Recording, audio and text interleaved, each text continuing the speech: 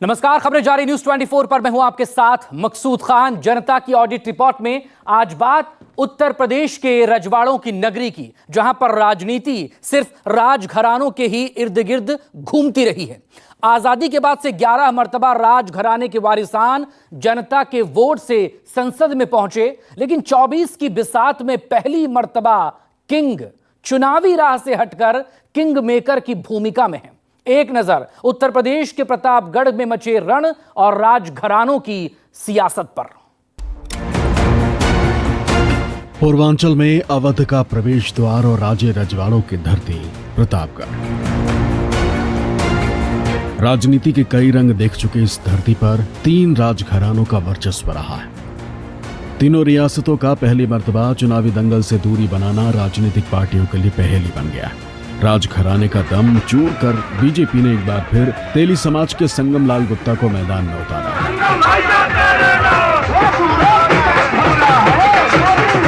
वहीं सपा ने जातीय गोलबंदी को नजर में रखकर कुर्मी बिरादरी के एसपी सिंह पटेल को समाजवादी पताका लहराने की कमान सौंपी।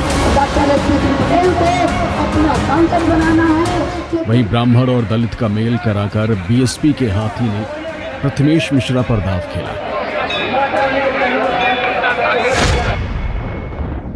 5 सालों में 2 साल कोरोना काल को छोड़िए तो 3 सालों में जो हमने प्रतापगढ़ में विकास के कार्य किए हैं, भारत सरकार ने जो 6,500 करोड़ रुपए प्रतापगढ़ के विकास के लिए दिया है।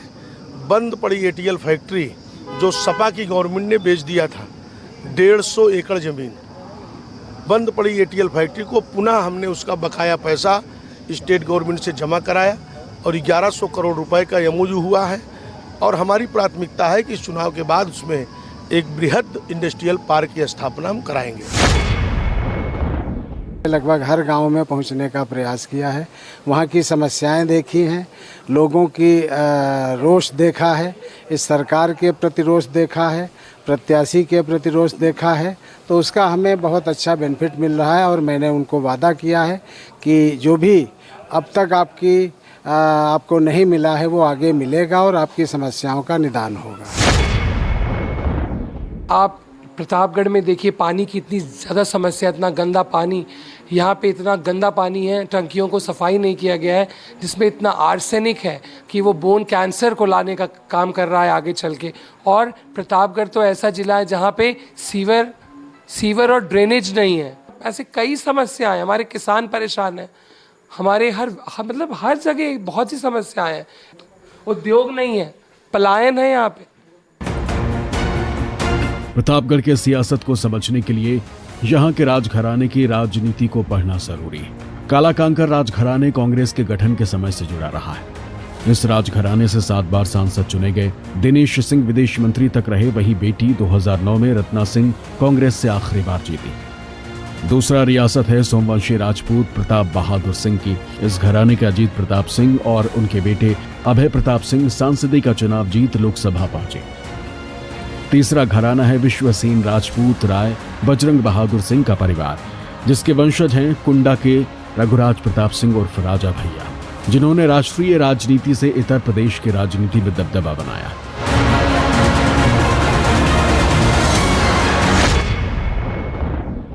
प्रतापगढ़ की सियासत में यहाँ के राजघरानों की बड़ी भूमिका होती है। 17 बार लोकसभा चुनावों में से 10 बार लोकसभा चुनाव राजघरानों के प्रत्याशी जीतकर संसद पहुंचे हैं।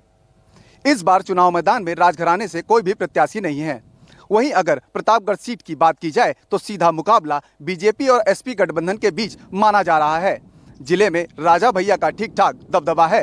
हालांकि इस बार उन्होंने अपनी पार्टी से प्रत्याशी नहीं उतारा है, न ही किसी दल को समर्थन देने की बात कही है। उन्होंने अपने मतदाताओं और अपने कार्यकर्ताओं से कहा है कि अपने बुद्धि विवेक से मतदान करें, जिससे उम्मीदवारों की धड़कन बढ़ गई है। राजघराने या ठाकुरवाद के इर्द गिर्द घूमने वाली राजनीति का मिजाज इस बार बदला सा है। पिछड़ों और सवर्ण की गोलबंदी के सहारे जीत हासिल कर चुकी बीजेपी को राजा भैया की दूरी खासी खटक रही। पिछड़ों को साधने के चक्कर में अनुप्रिया पटेल का राजघराने पर वार ठाकुरों की शान में गुस्ताखी बन बैठा है।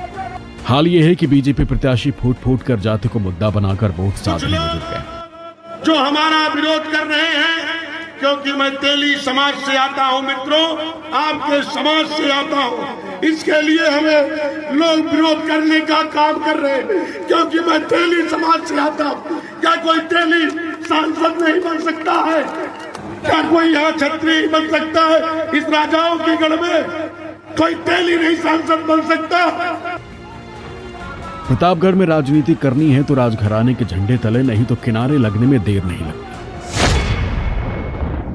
राजा भैया हिंदुत्व के विचारधारा के व्यक्ति हैं, और जो व्यक्ति हिंदुत्व के विचारधारा का होगा वो कभी भी सपा को समर्थन के लिए वो कह नहीं सकता है, क्योंकि राजा भैया उनके पिताजी हिंदुत्व के विचारधारा के हैं।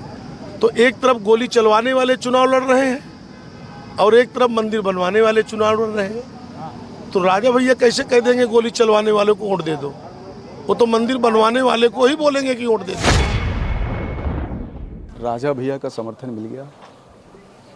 हाँ, उनका भी समर्थन हमें प्राप्त है और उनका आशीर्वाद मिल रहा है। उनकी टीम पूरी हमारे साथ है और हम सौभाग्यशाली हैं कि उनका भी समर्थन मिल रहा है। प्रतापगढ़ की सियासत में जाति समीकरणों का बड़ा खेल होता है। बीजेपी ने यहां से वैश्य उम्मीदवार को उतारा तो समाजवादी पार्टी ने कुर्मी उम्मीदवार। ऐसे में समझना यह है कि कुर्मी, यादव, मुस्लिम का गठजोड़ किसी को भी चुनाव जितवा सकता है, लेकिन 16% ब्राह्मण भी अहम भूमिका अदा करता है यहाँ पर। ऐसे में बसपा ने ब्राह्मण उम्मीदवार उतारकर बीजेपी उम्मीदवार को चोट पहुंचाने की कोशिश की है। प्रतापगढ़ के मतदाताओं के आंकड़ों को देखें तो कुल मतदाताओं की संख्या 18,40,000 के करीब है, जिसमें पुरुष मतदाता 9,54,000 हैं, जबकि महिलाओं की संख्या 8,50,000 के आसपास। जातिगत ताने बाने पर नजर डालें तो ब्राह्मण मतदाता 2,70,000, जबकि ठाकुर 2,40,000, वहीं पिछड़ी जाति के कुर्मी 2,25,000 और मौर्य बिरादरी के 1,03,000 मतदाता हैं। सबसे बड़ी संख्या दलितों की 4 लाख से ज्यादा है, वहीं मुस्लिम आबादी 2,10,000 है, जबकि यादव वोटर लगभग 1,05,000 के करीब है। प्रतापगढ़ का मुद्दा राम मंदिर से बहुत उठ गया है।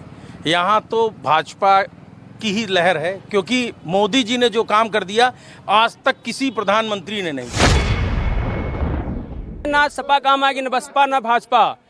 युवाओं को सिर्फ उनका रोजगार ये काम आएगा। उनके माँ बाप करोड़ों रुपए उन पर फूंकते हैं और अंत में हम आपको झुंझुना मिलता है। चाहे सपा की गवर्नमेंट हो, उसने भी झुंझुना पकड़ा, कांग्रेस ने भी पकड़ा है, भाजपा ने भी पकड़ा है।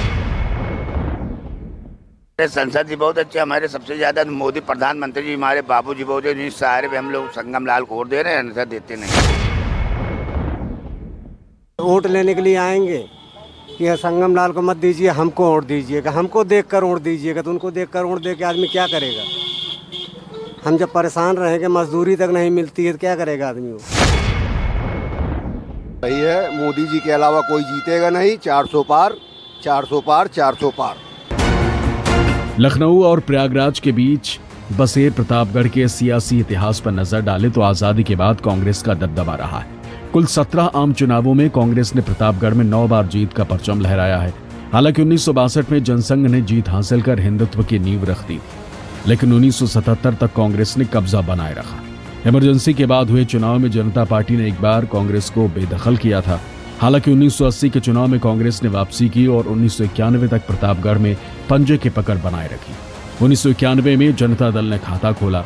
1998 में बीजेपी का पहली मर्तबा प्रतापगढ़ में खाता खुला। 2004 के चुनाव में सपा के साइकिल ने विनिंग लाइन क्रॉस की, जबकि 2014 में अपना दल ने बाजी मारी और 2019 में एक बार फिर बीजेपी ने जीत हासिल की। बाकी समय प्रतापगढ़ में कांग्रेस का कब्जा रहा है। रियासतों की बिसात के बीच उम्मीदवार दावों का दम भरने से नहीं चूक रहे। हमारी जनता ईश्वर के समान है, उसका प्यार हमें मिलता है और उसका जो प्यार है वही हमारे लिए प्रसाद है। और जब वो प्यार करती है तो आशीर्वाद भी देती है, तो आशीर्वाद देगी जरूर, ये भी हमें विश्वास है।